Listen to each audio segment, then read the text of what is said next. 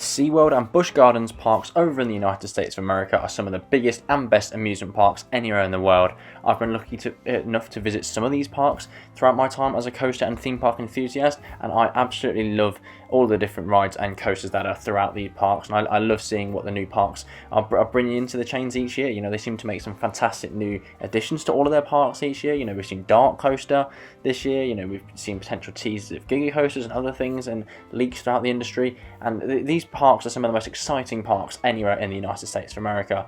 So what I thought I would do today is I'd take a look at the three different SeaWorld parks in America and the two Busch Gardens parks in America, and if I was in charge of these parks, what coaster would I bring to all of these parks? You know, it's really fun speculating about new different coasters and what each park could potentially use in the future. So join me in today's video where we're going to be looking at what new SeaWorld, Entertainment and Busch Gardens parks could use regarding new coasters in the future.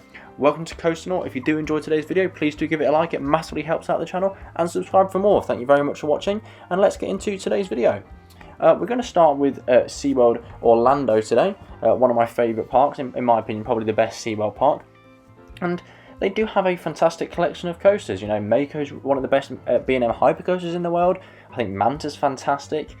You know, even Pipeline Surf Coaster, really cool new B&M design. It's good to see B&M modernising, and it's really scenic right along the waterfront in the park. But I think, in my opinion, what SeaWorld Orlando desperately needs is actually a wooden coaster. They don't have a wooden coaster anywhere in their lineup, and when I was first thinking of you know, sort of scripting and sort of speculating on what coaster I think the park could use, I was thinking about a GCI, something similar to Texas Stingray, which opened at SeaWorld at San Antonio a few years ago. However, I don't think a GCI would actually be the best option for the park, in my opinion, and here's why.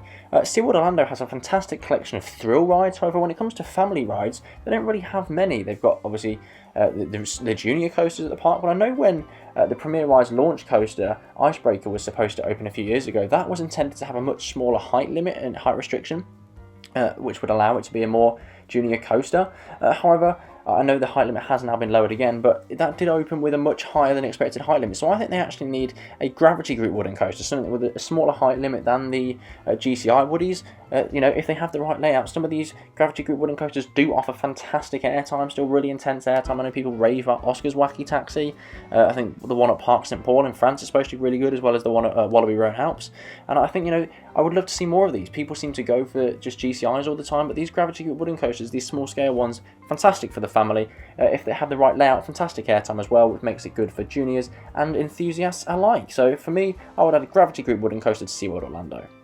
Moving on to SeaWorld San Antonio now, and once again, you know, they have a fantastic collection of coasters. Steel Eel is really good, Texas Stingray is a fantastic GCI wooden coaster, and for me, the one thing which is actually lacking from their lineup in their really diverse portfolio of coasters would be an indoor coaster. You know, Texas is obviously known to be one of the hottest states over in America, especially in those summer months, and in my opinion, you know, they don't have an indoor coaster or enough indoor attractions as a whole, actually. So an indoor coaster would be a fantastic addition to this park, and I think the perfect indoor coaster to add would be an Intamin multi-dimension coaster.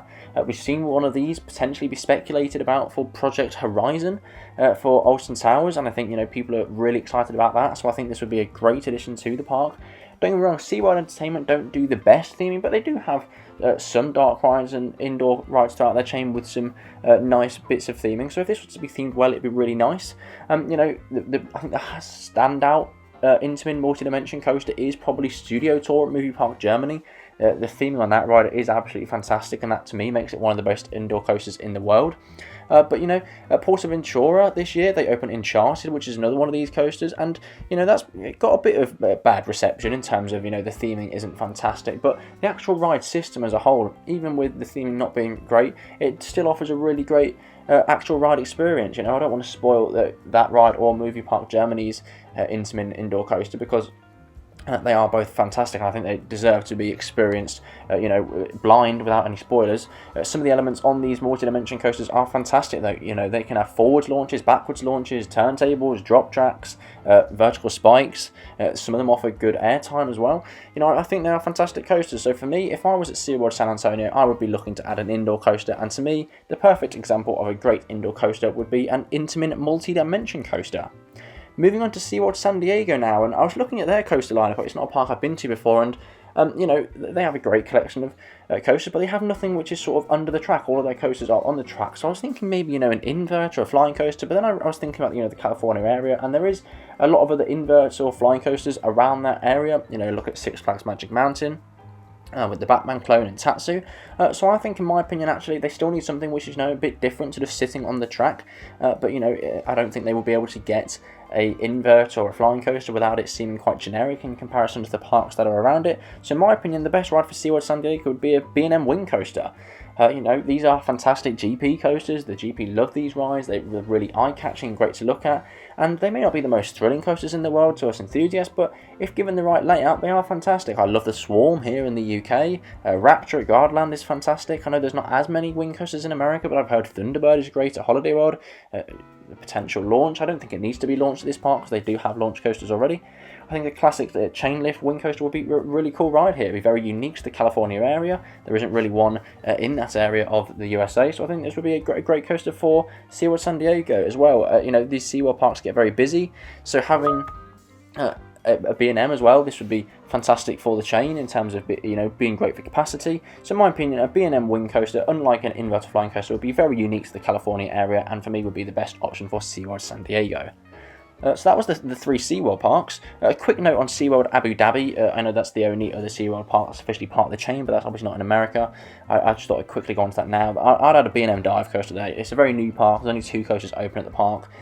In the Middle East, there isn't a B&M dive coaster that I'm aware of, so I think adding a coaster like that to the area would be fantastic. But this video was mostly focusing on the American parks. So, in my opinion, a B&M dive coaster would work really great at Abu Dhabi, but that park is still expanding. I can imagine them getting a lot of similar coasters to what we see at the American SeaWorld parks in the future.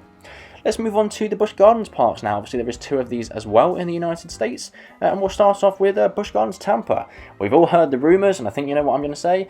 In my opinion, the perfect choice here, whether or not they can afford it, I don't know. But it would probably be a Giga Coaster. I think a Giga Coaster from B&M is the most likely option with the classic sort of out and back layout. And demonstrating some fantastic speed, really great airtime. I think until Iron Gwazi, unfortunately, the one thing which was sort of lacking at BGT was airtime. And don't get me wrong, we now have that with Iron Gwazi, some of the, you know, the relentless ejector airtime, but they don't have anything which is full of floater airtime still, in my opinion. So it would be great to see a Giga Coaster here, a B&M Giga Coaster full of that great floater airtime that we all love. Whether or not they would decide to go with Intamin or something, maybe a lot more intense. I can't imagine them doing that though. Intamin haven't built any Giga Coasters since I-305. So in my opinion, if they were to go with the Giga, it would be B&M, and it would be fantastic for the park. You know, it would be a statement, standout coaster amongst Florida coasters. They already have that with Iron Gwazi. That's probably considered to be the best coaster in Florida, but we've seen Universal invest in rides like Velocicoaster and Hagrid, so obviously Disney's always going to be popular. There's the potential rumours of RMC working with FunSpot now in Orlando, so I think another standout coaster at Tampa would be fantastic, such as a B&M Giga Coaster. And finally, for today's list, we have Busch Gardens Williamsburg. First thing I want to say is definitely not a launch coaster. That park has a crazy amount of launch coasters, but 10 coasters they have at the park. They have a stacked lineup. You know, it is a really good lineup with DarKoaster this year. They have indoor coasters. You know, Verbolten indoors as well. They have a dive coaster, an invert. So it was quite hard for me to think of something which is, you know, new to the park, unique to the areas around it. I was going to go with a wing coaster, but I've already suggested that for SeaWorld San Diego. It would be sort of unique to the area as well, but I thought that would be a bit boring just to go with the same thing. So whether or not this is actually realistic or not, don't get me wrong, I'm not saying it is the most realistic option. I think the best option for the park would be an RMC ground-up hyper hybrid coaster, something similar to Zardra at Energylandia.